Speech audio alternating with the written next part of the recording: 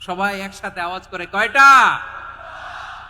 আসুন আমরা শুরু করে দিই। আল্লাহ তাআলা বলছেন হুয়াল্লাহুল্লাযী লা ইলাহা ইল্লা হুয়া আলিমুল গায়বি ওয়াশ শাহাদাতি হুয়ার রহমানুর রহিম।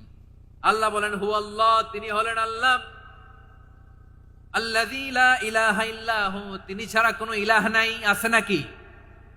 বারোয়াখালীবাসী আওয়াজ করে বলেন তো দেখি আমাদের ইলাহ কয়জন? আরো জোরে বলেন। একজন হইলে ভালো না বেশি হইলে ভালো?